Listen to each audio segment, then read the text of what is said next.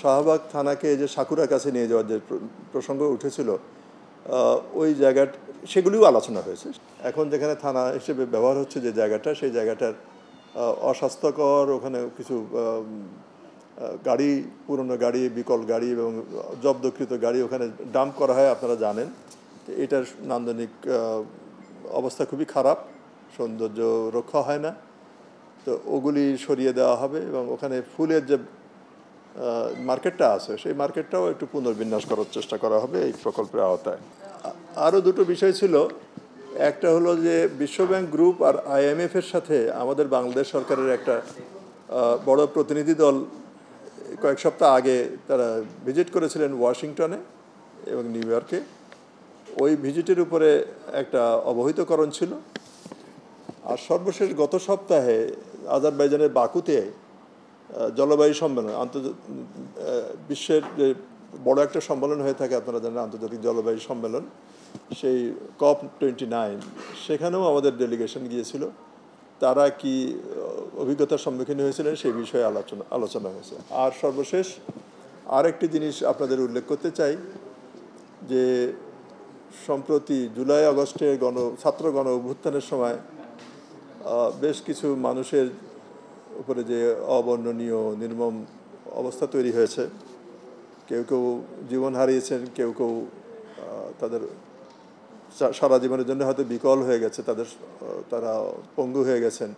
এরকম বিষয়ের উপরে একটা ছোট্ট প্রামাণ্যচিত্র প্রদর্শিত হয়েছে। এটা বাংলাদেশ টেলিভিশনের পক্ষ থেকে তৈরি করা। এইগুলি নিয়ে আজকের আলাপ ছিল। আর বিবিধ কিছু বিষয় ছিল, সবগুলি আমরা জানি না, কিছু কিছু ক্ষেত্রে আমরা ছিলাম না, সেই জন্য সেগুলি কোনো ব্রিফিংয়ের মধ্যে আসবে না। অনেক ধন্যবাদ সকলকে।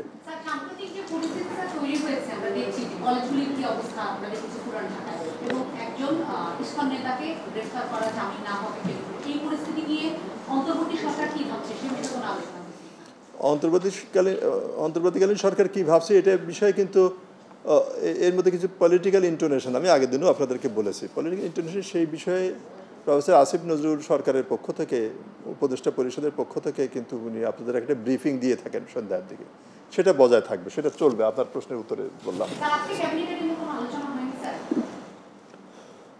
আমাদের ফর্মাল এজেন্ডা এটা ছিল না, তবে আপনাদের বলি যে অফিসাররা ফর্মাল এজেন্ডার আলোচনার সময় থাকেন। এরপরে মাননীয় উপদেষ্টাবৃন্দ কিন্তু কিছু কিছু বিষয় নিয়ে তারা অনির্ধারিত আলোচনায় থাকেন, সেখানে নিশ্চয়ই এই ধরনের আলোচনা এসেছে।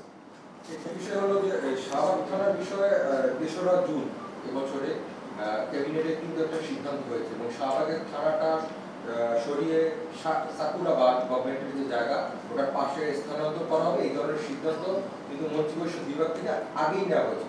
নতুন করে কেন এই সিদ্ধান্তটা আবার নেওয়ার প্রয়োজন?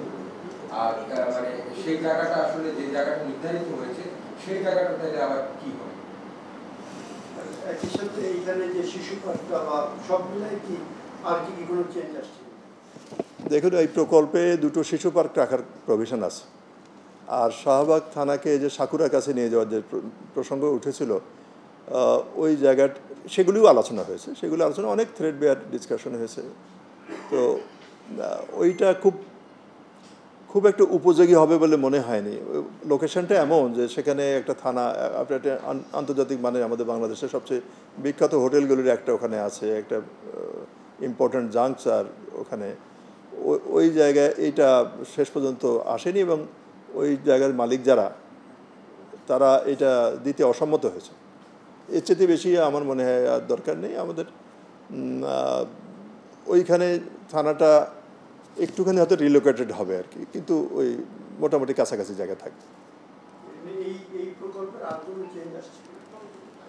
এই প্রকল্পের আর কোনো চেঞ্জ না, তবে এই প্রকল্প প্রায় শেষের দিকে, তো এখানে কিছু কিছু কাজ বাকি থাকতে পারে। সেই কাজগুলি আর কিভাবে আরও সুন্দরভাবে সমাপ্ত করা যায়, এটা কয়েকজন মাননীয় উপদেষ্টা একসাথে মিলিয়ে হয়তো তারা দেখবেন, দেখে পর্যালোচনা করবেন, করে সিদ্ধান্ত নেবেন।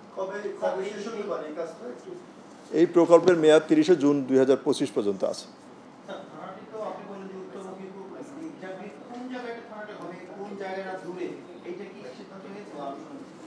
এইটাই তো মাননীয় উপদেষ্টা কয়েকজন মিলে তারা সরেজমিন দেখবেন, দেখে তারা সবচেয়ে সুইটেবল কোনটা হয়। আমাদের সোহরাওয়ার্দী উদ্যানের নান্দনিক, ঐতিহাসিক এবং প্রাকৃতিক একটা পটভূমি আছে, সেগুলি যেন রক্ষা করা যায় সেটা লক্ষ্য করে তারা সিদ্ধান্ত নেবেন।